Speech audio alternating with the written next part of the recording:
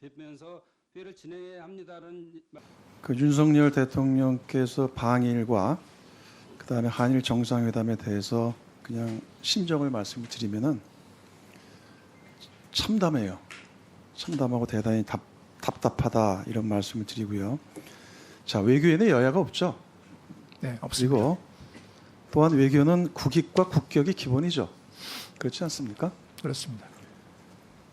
자, 근데 윤석열 대통령께서 매번 해외 순방을 갈 때마다 사고를 쳐왔어요. 근데 이번에 해도 너무했어요. 지금 대통령실과 정부가 대승적 결단이라고 그렇게 자화자찬을 하고 있는데 정말 속아 웃을 소리입니다. 오죽 할 얘기가 없으면 대승적 결단이라고 스스로 자화자찬하겠어요? 저는 본의원은 이번 윤석열 대통령의 방일은 대승적 결단이 아니라 국격을 무너뜨린 친일적 결단이다. 그리고 외교 대참사이다. 저는 이렇게 평가합니다. 오죽하면은 시중에 제2의 경술 국치이자 계묘 국치라고까지 얘기를 하겠습니까? 얼마 전에 모 언론에, 국내 언론에 이번 방일 이후에 양국 언론에 윤석열 대통령과 기시다 총리에 대한 여론조사를 비교한 결과가 나왔어요. 보셨어요? 네, 봤습니다.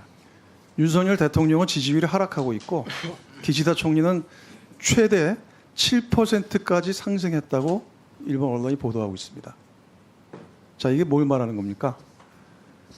한마디로 우리에게는 구력 외교고 일본의 완승이라는 반증입니다. 참 부끄러워서 못 보겠어요. 참담하고.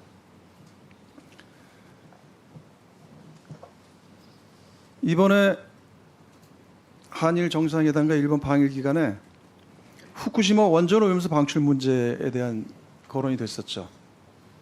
맞죠? 네, 말씀하시죠. 자, 기시다 총리가 올해 봄이나 상반기 내에 후쿠시마 원전 오염수를 해양 방출할 수 있다고 얘기한 적이 있었죠. 그런 얘기는 없었습니다. 자, 그렇게 보도가 많이 나옵니다. 일본 정부의 상반기 중에 원전 오염수를 해양 방출할 수 있다. 자, 그리고 윤석열 대통령이 이란 의원연맹 앞으로 이제 향후 회장 예정된 스가 전 총리 만났죠. 스가 전 총리 만났습니다. 자, 일본 보도에 나왔어요. 후쿠시마 원전 오염수 이 방출에 대해서 양해해달라, 이해해달라 이렇게 얘기했죠. 맞죠? 뭐 제가 정확히 기억은 못합니다만은 아니, 예. 보도에 나온 거 얘기하는 거예요. 자, 그거에 대해서 윤석열 대통령이 뭐라고 화답을 했습니까?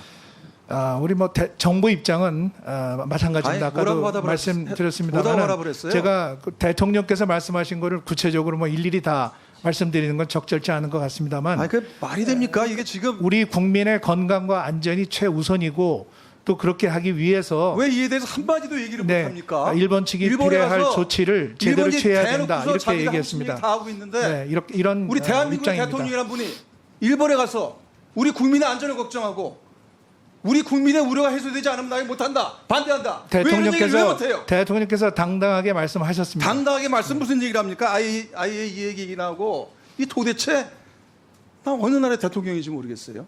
완전히 일본 정부가, 일본 총리가, 일본 언론이 대한민국 대통령 자기 안방에 가서 데려다 놓고 하고 싶은 게 다 하고 있는데 왜 당당하게 얘기를 못합니까?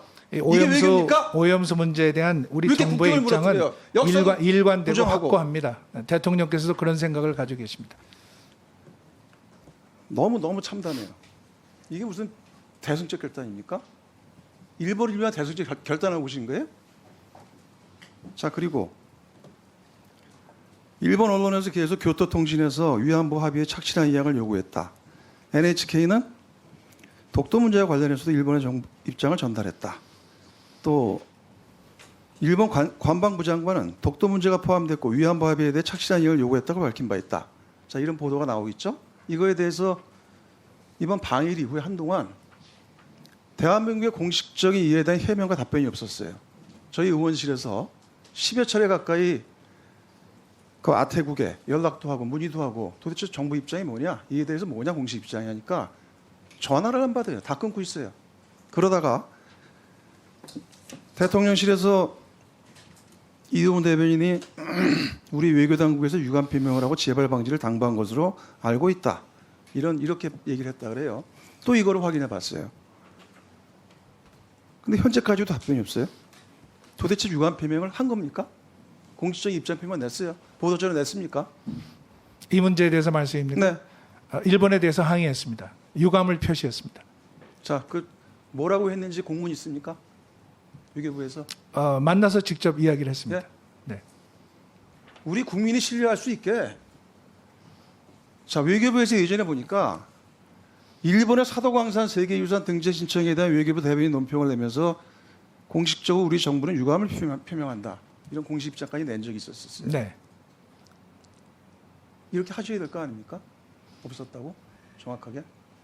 그리고 이런 발언들이 나오고 한 거에 대해서 공식적으로 입장을 밝혀야 되는 거 아닙니까? 그래야 당당한 거 아니에요? 일본이 지금 했다고 이야기를 하는 그 언론 보도 중에 사실이 아닌 부분이 있습니다. 그 부분에 대해서는 저희가 분명하게 항의하고 유감을 표시했습니다. 저희 정부에서 드리는 말씀을 의원님께서도 믿어주시기 더 바랍니다. 당당하고 확실하게 근거 있게 하시기 바랍니다. 네. 한일 정상회담 뒤 처음 열리는 외통위 현안 보고, 야당인 더불어민주당은 친일 굴욕 외교라며 대체 얻은 게 뭐냐고 박진 외교부 장관을 몰아붙였습니다. 윤석열 대통령의 방일은 대승적 결단이 아니라 국격을 무너뜨린 친일적 결단이다. 박 장관은 독도와 위안부 문제가 정상회담에서 의제로 다뤄지진 않았다면서도 기시다 총리가 말을 꺼냈는지에 대해선 명확한 답을 하지 않았습니다. 기시다 총리는 언급을 한 거죠. 정상회담에서 논의된 바 없습니다. 서로 토의한 바 없다. 네, 그까지 맞죠? 사전적 의미로 저도 말씀드린 겁니다. 네.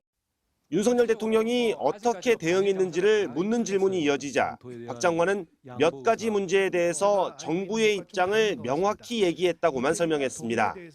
독도와 위안부 문제가 다뤄졌다는 일본 언론의 보도에 대해선 일본을 믿지 말고 우리 정부를 믿어달라고 말했습니다. 일본 말을 믿으십니까? 한국 정부 말을 믿으십니까? 국민의힘은 문재인 정부에서 한일 관계를 방치했기 때문이라고 떠넘기면서 윤 대통령의 결단이라는 점을 강조했습니다. 비정상의 정상화를 위해서 접근하고 있는데 이게 삼전도의 굴욕이고 제2의 이완영이고 길거리에서 춤추면서 악쓰면서 비판받아야 될 일입니까? 강제동원 피해자에 대한 제3자 변제를 두고도 공방이 계속됐습니다. 민주당은 대법원 판결을 부정한 것이라며 대통령 탄핵 사유가 될 수 있다고 주장했고, 국민의힘은 미래지향적인 결단이라고 맞섰습니다. 박 장관은 피해자 유족 중 절반 이상은 정부 해법을 수용하려는 의사를 갖고 있다며 일본 전범기업에 대한 구상권 행사는 상정하고 있지 않다고 거듭 강조했습니다. MBC 뉴스 엄재인입니다.